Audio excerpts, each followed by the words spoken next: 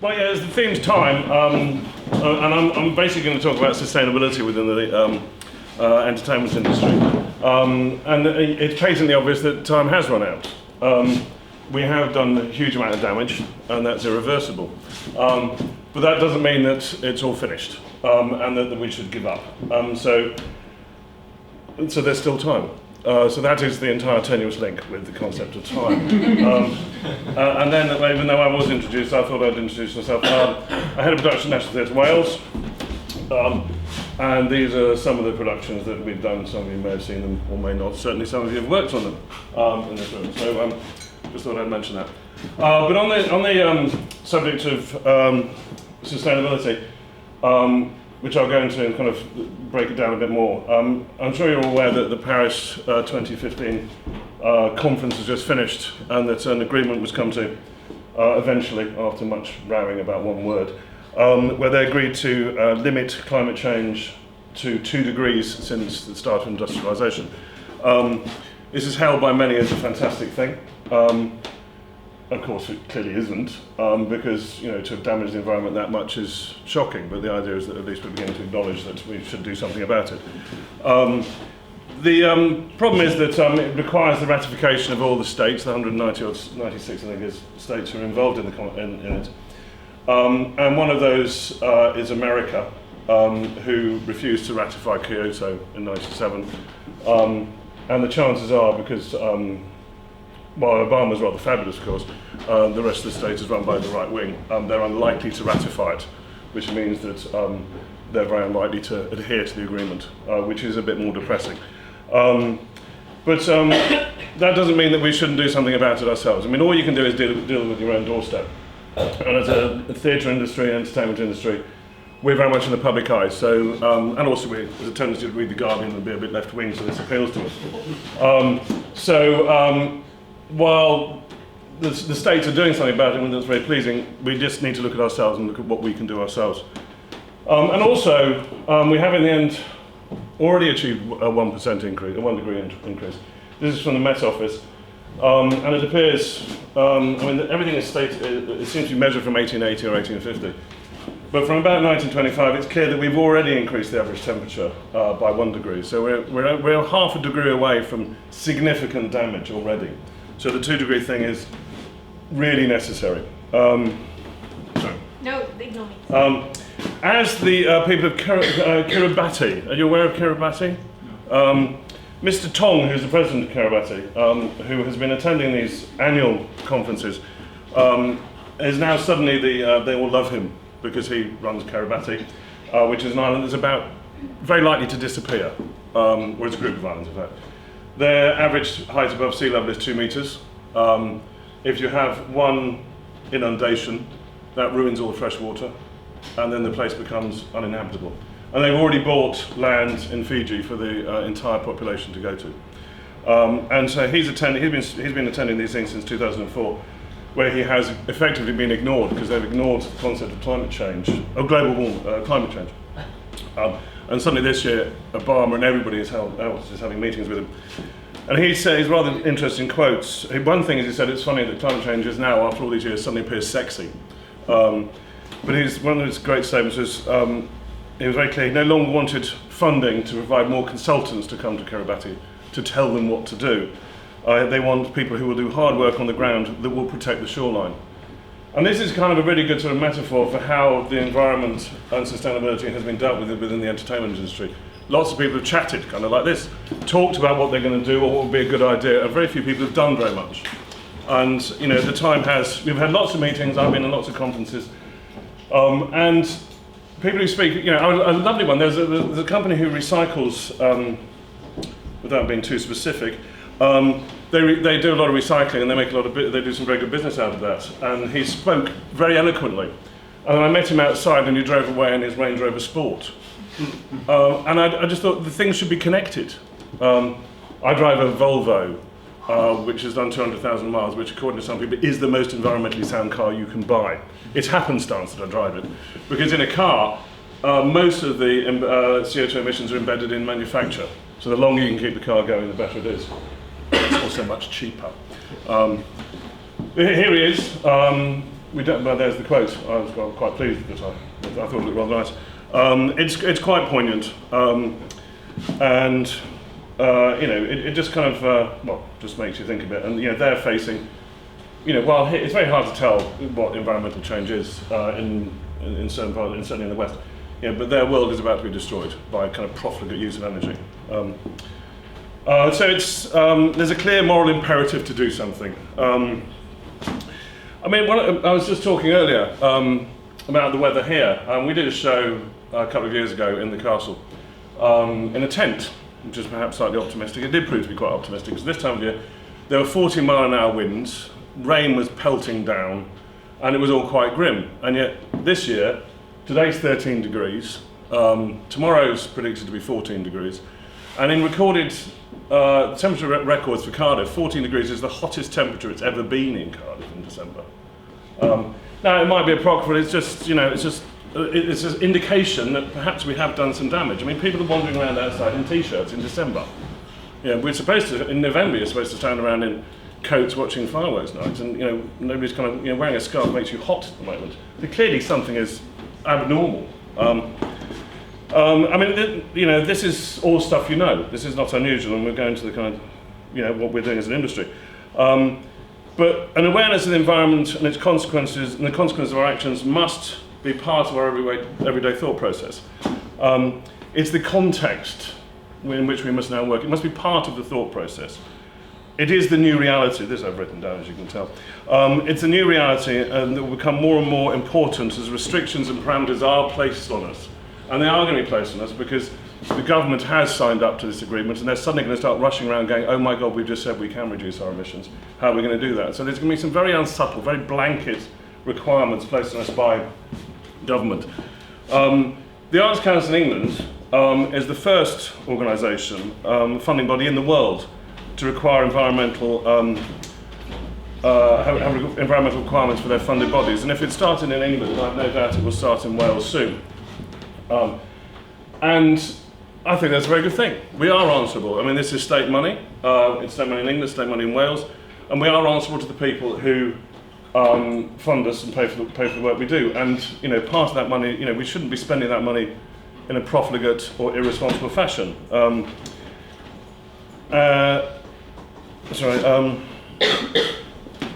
That's happening now, and that is part of the transformation of what has occurred.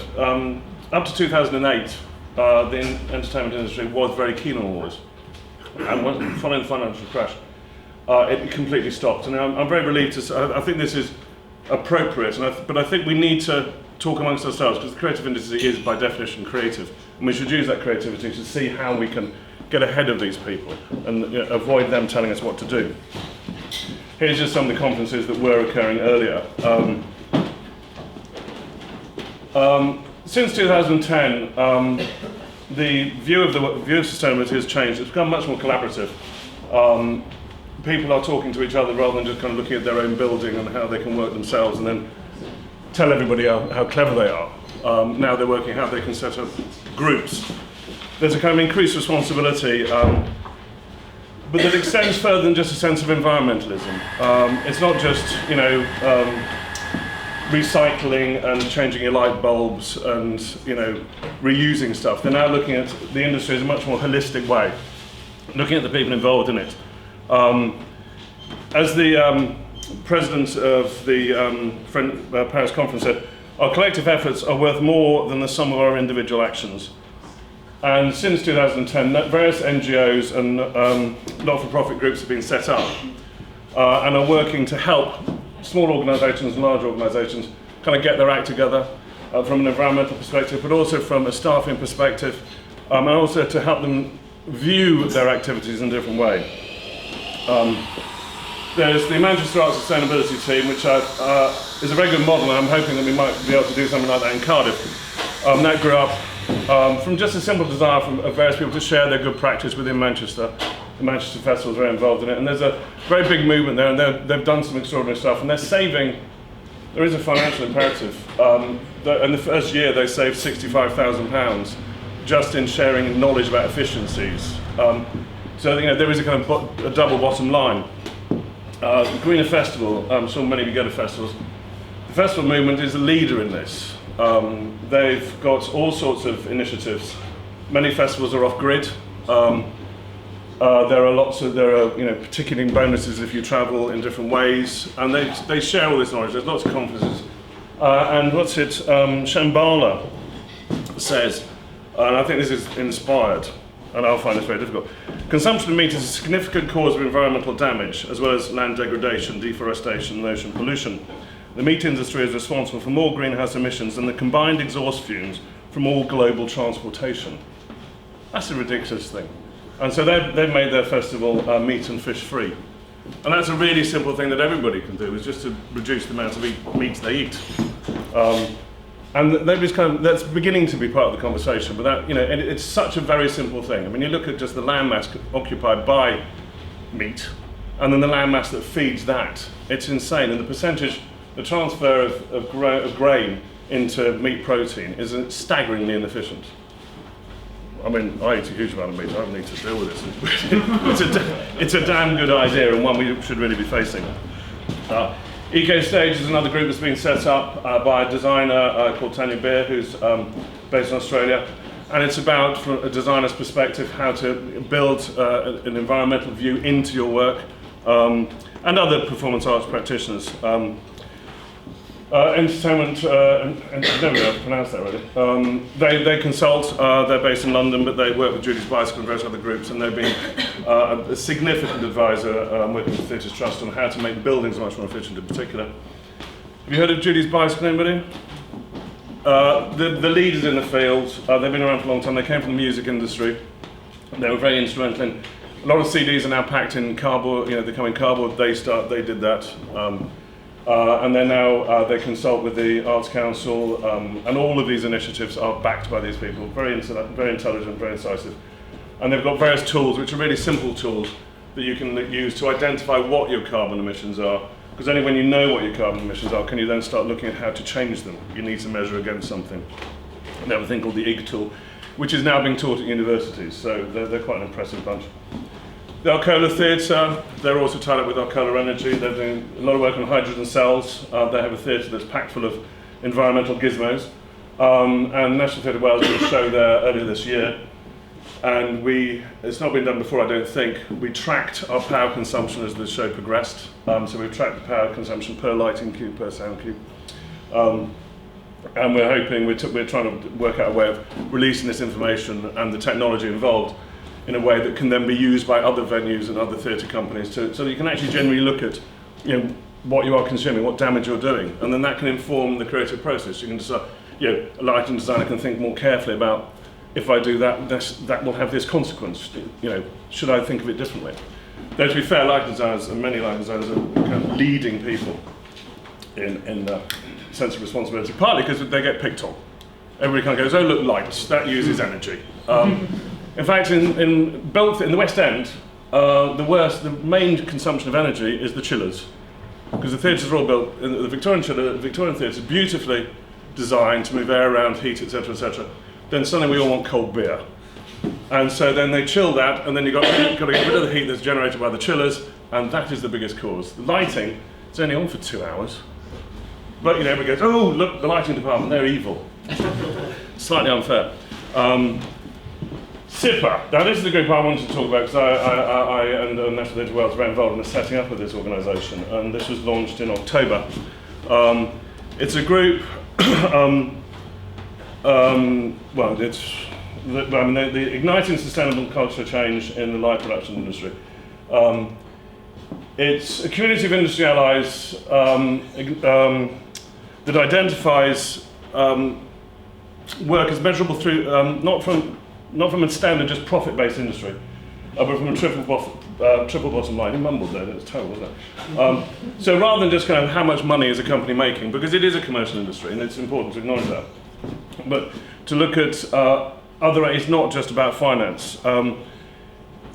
NTW, for example, our successes cannot be measured by profit. We're a funded organisation, so we just spend money. It doesn't come in. But part of our success is measured in how we access different communities. We do shows in different places. We do shows in fields and in woods and things like that. We did a show in Connors Quay in North Wales. We could only have 50 people at each performance because that was physically, that was the limitations of the space. But the show was deemed a success because we got access to people who didn't get theatre normally. The people who saw it were excited and stimulated by what happened. It went well. It was a success, but it was financially obviously not a success because we spent quite a lot of money. The amount of money per head would have been ridiculous. But there are different ways of looking at it. It wasn't a success financially, but it was a staggering success because it opened up opportunities in other environments. And also it was a success because it was actually just done well. Making art in a good way is an end in itself. Planet. We did a show called Mammoths over in Usk last year. Was it last year? Yes, I think. And about 85 to 90% of everything we used was, if not was repurposed. So we had tons of corrugated iron because we built a First World War trench, and huge amounts of wood.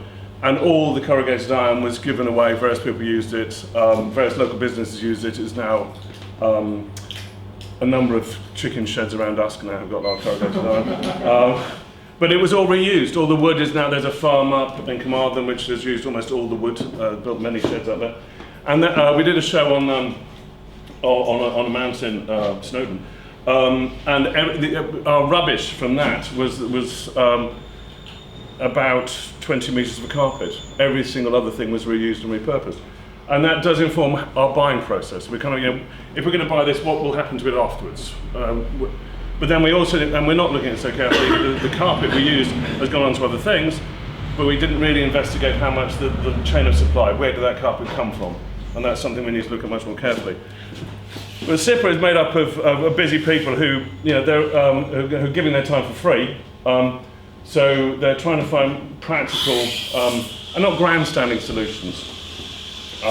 And it is to look at, where it comes from. Is it dependent on, sweatshops? Is it appropriate to buy stuff? It might be really cheap, but why is it cheap? Is it cheap because people are being badly paid and being abused somewhere else further down the line? And the idea of the group is the catchphrase is to ignite sustainable cultural change in the live production industry, which the idea is to inspire people within, not just the performance side, but all the other aspects of the industry. And these are the people we've spoken to, and they've shared their thoughts, and so that has informed the group, and these people are now active, working with each other and talking to each other, which they didn't normally do. And one of the things that you often find, because theatres,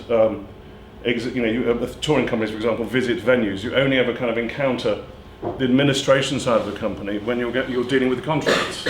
So there's a kind of, not aggressive, but there's a tension in the relationship. In this situation, talking to each other outside that business relationship, where it can be, you can look at how can we work together. And that is the objective, to people stop functioning as islands and work out and function as an industry, rather than just as groups within an industry. We're not in competition, the funding has disappeared, people are disinterested, more of it's moved online. If we're going to survive together, we have to survive together. And we have to pool resources, we have to share our assets, we have to share our knowledge and share our stuff. The thing was inspired by, I had to write this down because I couldn't, Hangzhou Declaration, which identifies, which is the culture as a significant vector in cultural change, as their quote was. In the face of mounting challenges such as population growth, urbanization, environmental degradation, disasters, climate change, increasing inequalities and persisting poverty, there's an urgent need for new approaches to be defined and measured in a way which accounts for the broader picture of human progress and which emphasises harmony among peoples and between humans and nature, equity, dignity, well-being and sustainability. Which I think is fabulous as a kind of large public statement made on an international level. And culture is seen as that mechanism. And if we change our culture as the industry which delivers culture, we can then hopefully permeate outside and change other cultures that observe our activities. But it needs to be an integrated approach. SIPA has set 9 goals, and the target is based over a 10-year period to build up as we go forward, meeting annually to find out what we've achieved, or even just meeting virtually. And it goes back to social, environmental, and economic, and each one is broken down into three elements. And so, this is how it has moved away from just sustainability on a simple environmental level. Environmental sustainability is massively important, of course, but it is the 3 other levels. If the 3 other levels aren't addressed, then the whole thing does fall to pieces. You can read that yourselves, there's no point reading that out, but it speaks for itself. Equal opportunities for everyone it's fairly obvious. A lot of this is obvious, but it's not happening, and it's stuff we need to strive for. We need to find opportunities to increase access for people who do not otherwise have access into the industry in general. And in the broadest sense, the broadest structure of the industry, in the entertainment industry, and in many other industries. And that's bonkers. It means that people can't have private lives, can't sustain, and they get ill, and they get particularly ill. People do die quite young due to the stresses which are involved in it. It's really not uncommon to be going to friends' funerals in their 50s in this industry. And that needs to stop. That's just not acceptable. That's silly. It is an industry which is famous for its drinking habits, and that certainly doesn't help people, as I'm sure some of you might be aware. But these things need to change. We need to, what are the priorities? Because so many people lie on their deathbed going, I wish I had worked more. It would have been so much better. So we need to value well-being. Sustaining a shared culture of knowledge. Very simply, I do recommend you go online and read these yourselves, but we need to share stuff. It's not a private thing. If I've learned something, I want to tell people about that so people don't have to go through the process I went through to learn it. There's a lovely thing, we do a lot of site-specific theatre, or site-located. There's a contentious thing about what it's called. And there was a stage manager talking about this to a group of people. She said, well, of course, I never have anything to drink after 5 o'clock. And these other stage managers who were used to working in theatre said, why not? Well, it's really difficult to have a wee in a field. And it's a really simple fact, but it wouldn't have crossed any of their minds, and they would have found that out at 7 o'clock one day in a field. And I thought, well, this is the sort of stuff that should just be shared. There's no profit in it, it's just nicer for people. And one of the things we're doing, I have a prop, because we are accountable and sharing on it. In all our programs now, there's a sustainability statement. So if you come and see us and buy our program, there's a statement here about what we've done with this show and what some of the decisions that we've made. Now, for example, in Candyline, which opened last night, some of the floor is reused from the previous show we had before. A lot of the equipment is from our stock. Everything is, we're looking at the second life of most of it. Then I discovered that we got a bit of polystyrene on stage, and I was mortified. But that's also people are making decisions. They need to make the show in various ways. But we are saying to people, people can email me or call me and say, look, you're just talking crap. Why have you made this decision? Or I see you've got half a ton of 6 mil MDF. I could really use it. We're state funded. We need to say to the people who come to see the show, this is what we're doing and why we're doing it. We are answerable to people. And I'm very pleased that SIPA have looked at this, and they're now talking to other people, and that hopefully other organisations will have this statement and identify the decisions they've made at that point. So I'm quite pleased about that.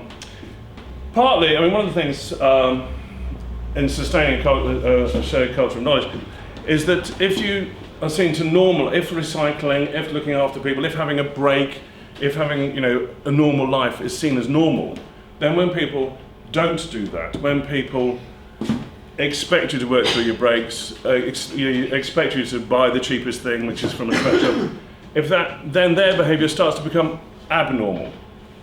So what we're striving for is to make this just a fundamental way of thinking and perfectly accepted. So when people go to the other side, we can point at them and go, that's wrong.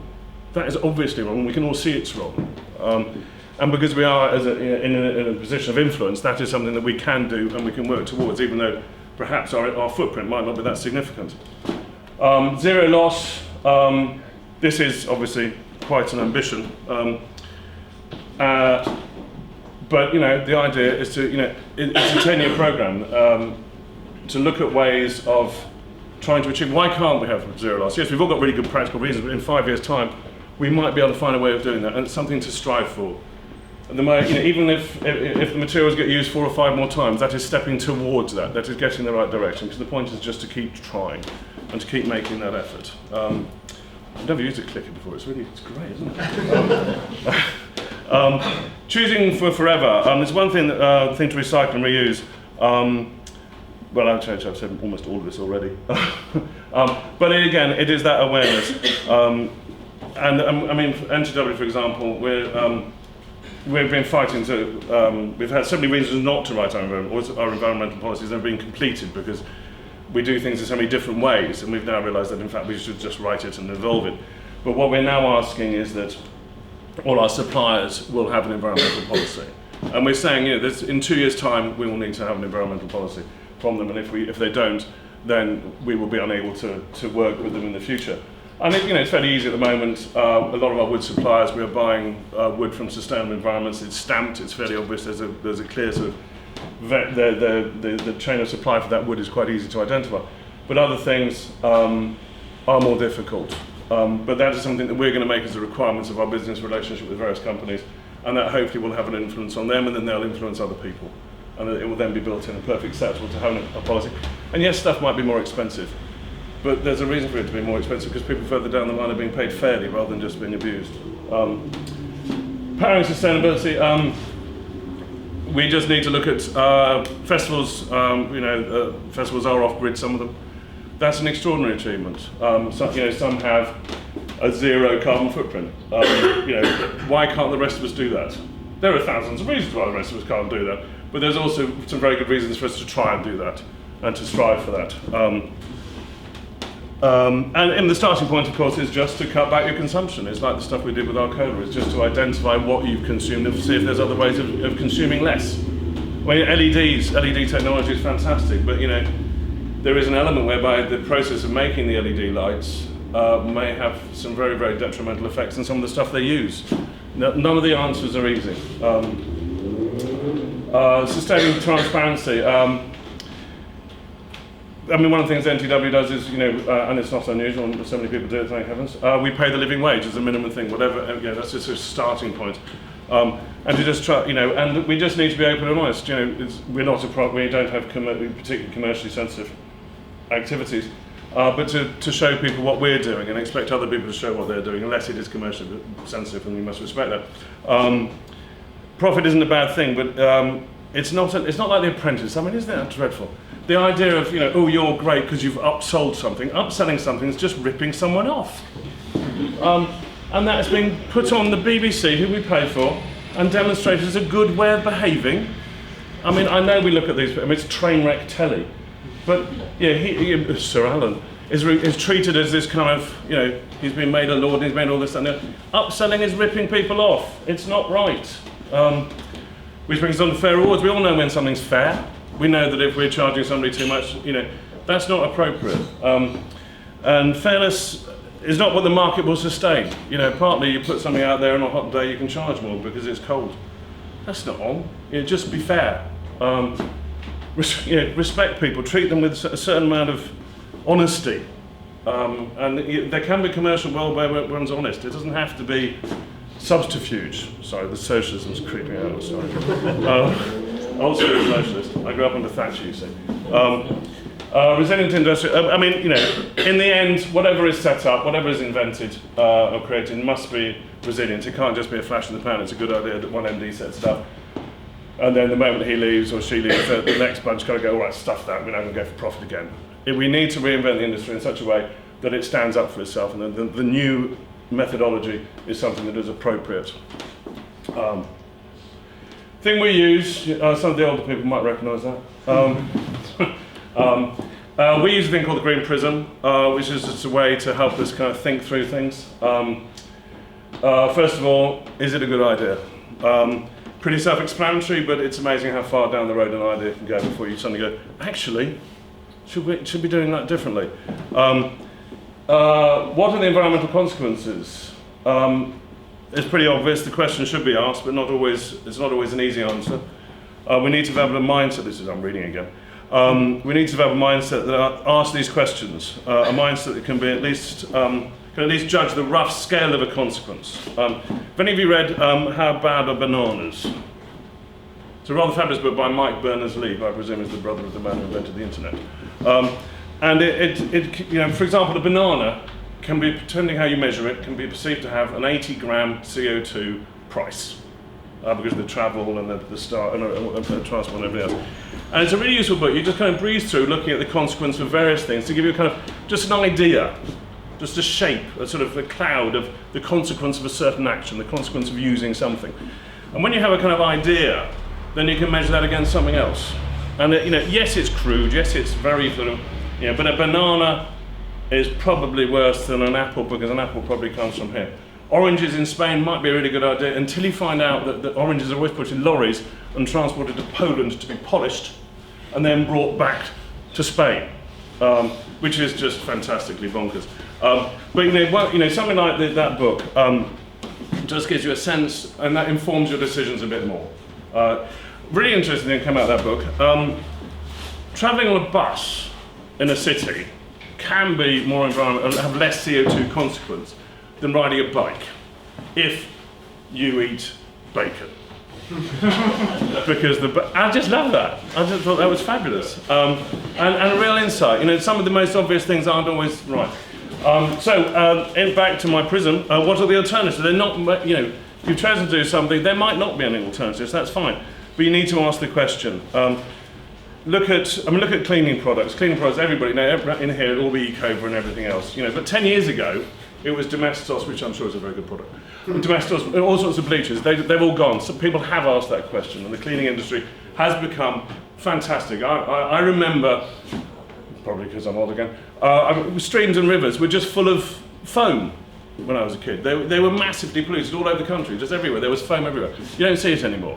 People, the rivers are much cleaner because people have stopped using these incredibly damaging, insensitive, and the flora are functioning better as a consequence. If there are alternatives to your solution, to your suggestion, are they reasonably appropriate? This I know is usually a kind of health and safety factor.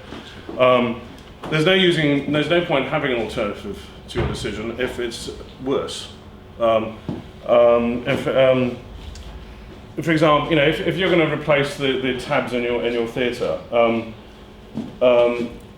you need to look at, you might find some, I've worked this out before. It was a really good idea, but it's not working anymore. With tabs, if they're made of velvet, they tend to be manufactured in India. That happens to be one of the main places where that's manufactured. You need to, you need to look at the route, the journey, the supply chain of that. While it might be a really good idea to replace them, actually the consequences of replacing them, if we did a year later, the consequences are improved. Can we last for a bit longer? Are the people who supply it treating their people fairly? Are their staff appropriately remunerated and looked after? What impact would that kind of builds on that? What's the impact that the alternative would have? And then in the end, goes back to you go back on the cycle. Is it appropriate to change, or should you just go with what you've got? What now? I quite like that graphic. The key thing from everybody's point of view is just to keep trying. It doesn't matter if you make mistakes, but if you develop a tradition or a habit of trying, then you're bound to improve things. Even if you look at things, oh, I did that and it's a disaster. Yes, but at least you tried. So next time you'll learn from that and you'll move forward. Because one thing is clear is you can't do nothing. You can't do. The time when we sat around and we could be profligate about everything has gone. We've learned that it has changed. And we don't want to have everybody look back on the past and go, when we're in the past and go, they found out and they did bugger all. That would be quite appalling. We need to do something now. So the thing is just to really change, give it a go, and if it doesn't work, then just try again. That's what we're trying to do, and that's why we put the thing in the program. Say this is what we're doing at the moment, and ask us about it, question us, accuse us, but at least we're trying. That's it.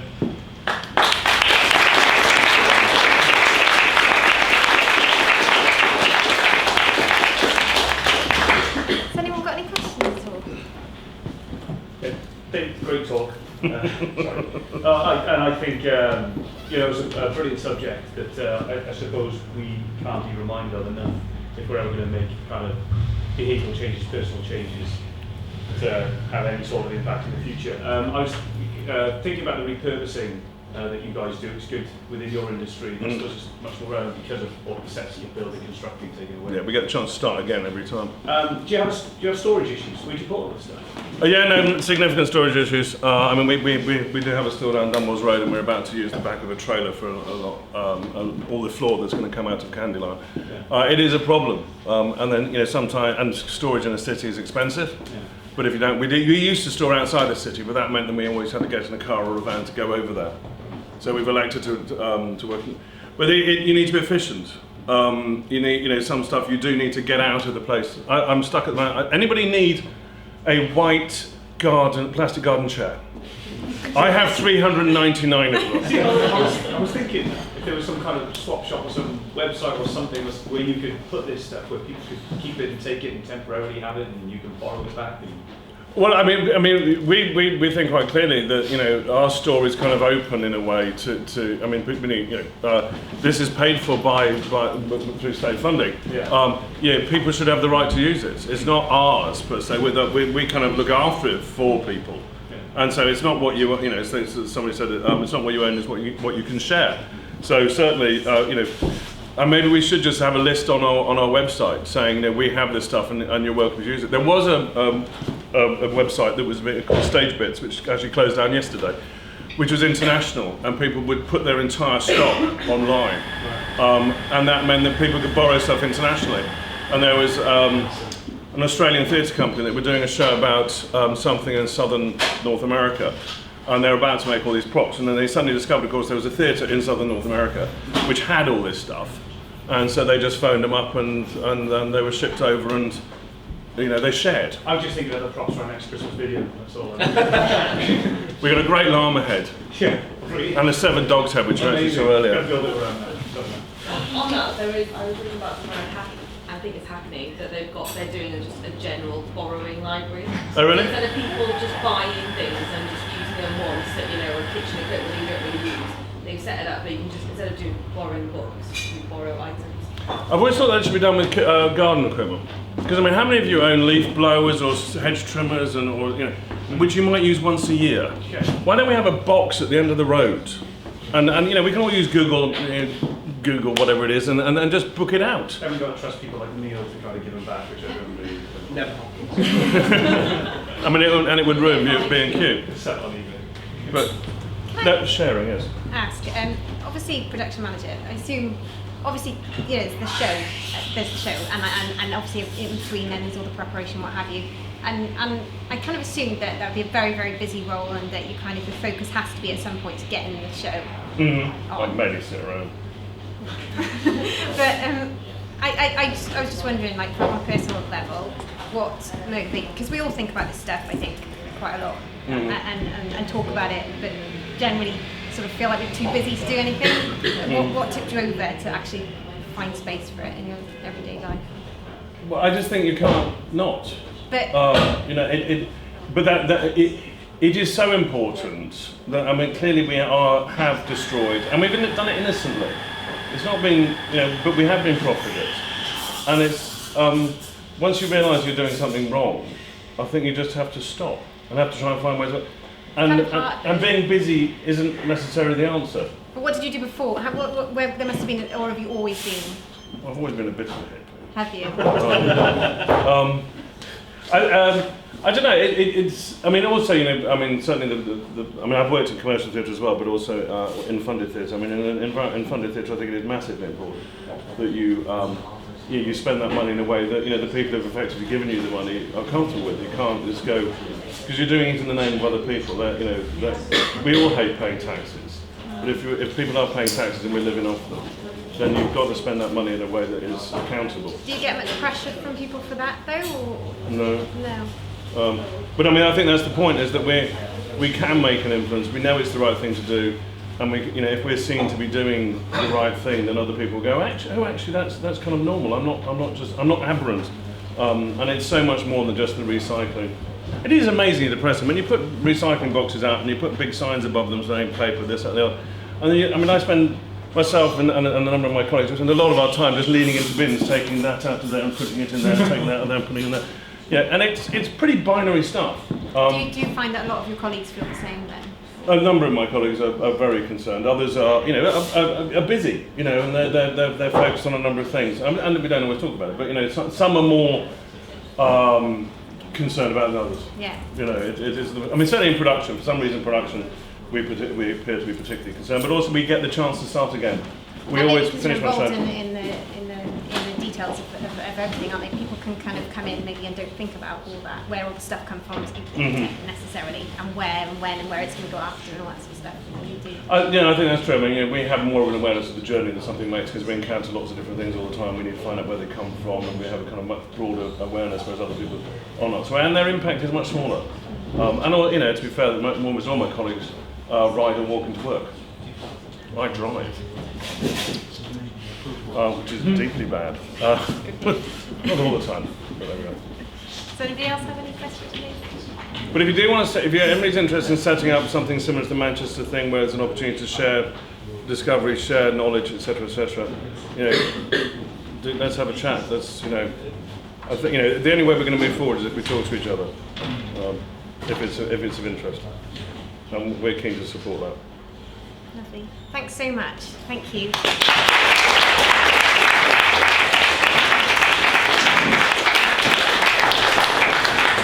you. I appreciate you probably crazy busy at the moment, so we really appreciate you taking the time to come down. It's been a joy. Yeah, it's been a pleasure. Thanks for joining us, everybody. Hope you all have a lovely Christmas and hopefully see you in the new year. Cheers.